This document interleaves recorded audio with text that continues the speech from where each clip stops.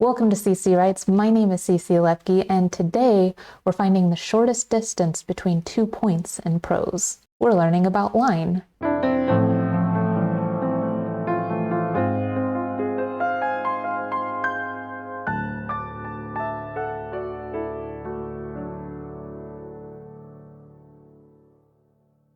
A line is both the most basic and the most valuable part of writing. Everyone who has ever learned to write is capable of writing a line. However, the ability to do something doesn't mean you're going to be good at it. Theoretically, I can add and subtract, but I still manage to mess up my math problems half the time. Thank God for his holy gift of calculators. If you want to write good prose, you need to master line work. Thankfully, many of the skills you need to master line work are easy to learn and practice. As I mentioned in my previous video about writing prose, there are rules of grammar, punctuation, and writing that dictate the makeup of a line. You probably learned most of those rules in school, or you're like me and your childhood English classes are a bit of a fugue. That's okay, that's why we have Google Chan. Google Chan is our friend. What you probably never learned in school was the importance of line autonomy, the common mistakes we make when crafting lines and how to easily fix them, or how to rewrite a sentence. I've worked with a lot of different people as an editor. One common element that I found in most of the bad writing that I came across is that people often write sentences that can't stand on their own. I'm not talking about fragments, although we will get to that later. I mean that people don't write sentences that can be understood out of context of the rest of the work. It's kind of like when your mom calls to finish a conversation that she was having with your sister. Let me give you an example of a sentence that lacks autonomy. It took the food off of it and jumped back, shoveling it into its mouth hole. What took the food? What was the food taken off of? What was shoveled into a mouth? Out of context, this sentence means absolutely nothing. It's also really hard to read and understand. So then let's rewrite our vague sentence with a little more autonomy. The capuchin monkey took the food off of the picnic table and jumped back, shoveling chicken nuggets into its mouth hole. Now we know that there's a rogue monkey terrorizing people at a park who are just trying to enjoy a fast food picnic. In the original sentence, we never would have been able to gather that information. I'm also really curious why somebody thinks that chicken nuggets are an acceptable picnic food. Potato salad, people. It's not that hard. Using vague pronouns and leaving out key details on a line level robs your readers of much needed clarity. Without clarity, your sentence becomes little more than a waste of space. Another common issue that I've noticed in my editing is that people have a tendency to use run-on sentences and fragments. To defeat this enemy, you need a basic understanding of dependent and independent clauses. A clause is not a relative of the jolly man in a red suit.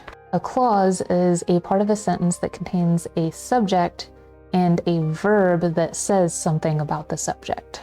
The difference between a dependent clause and an independent clause is that an independent clause forms a full thought and a dependent clause does not.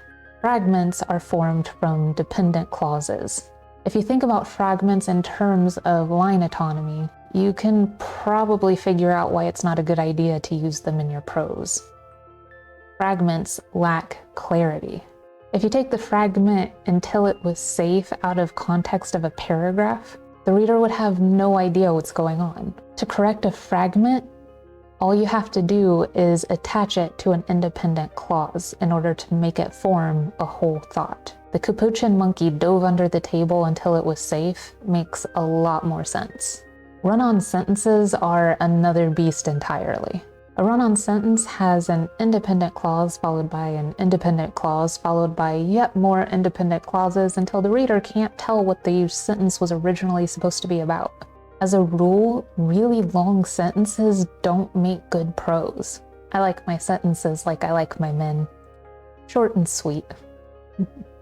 If you find that you have a bad habit of creating run-on sentences, then identify the clauses and clause types that you've written and label them accordingly. Now look through your clauses and figure out which ideas are closely linked and which ones make more sense on their own. Once you break the run-on sentence down to clauses and ideas, you can separate it out into multiple sentences. I think the reason so many people struggle with run-on sentences is this urge to keep the sentence going until you've exhausted the topic. Keep in mind, sentences don't need to contain the sum total of all ideas related to that sentence. That's what paragraphs are for. A sentence only needs to complete one simple idea or two closely related simple ideas, but rarely more than that. Of course, knowing how to write sentences with clarity and autonomy is only half the battle. You need the right sentence for the right occasion depending on what you're trying to accomplish in your prose. For example, let's start with our rogue monkey sentence from earlier. The capuchin monkey took the food off of the picnic table and jumped back, shoveling chicken nuggets into its mouth whole. Normally, this sentence would be perfectly fine. It's clear, it's interesting, it tells a story. But when writing a line, you also need to consider the other lines in the paragraph that surround it. What if every single sentence started with the same word or phrase? Does the sentence convey the emotion or subtext that you originally planned? How could you provide the same information in a different way? You need to know how to rewrite a line to convey the same basic information to your reader. When I rewrite a line, I usually change the subject of the sentence to write it from a different angle. If I rewrite the line about the monkey, it comes out looking like this. Whole chicken nuggets bulged from the capuchin monkey's cheeks, his ill-gained winnings from snatching food off of the picnic table of an unsuspecting camper.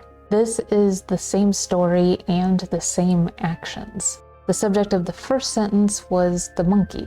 The subject of the second sentence was the chicken nuggets. I added different words to describe the scene, but everything that happened before still happened.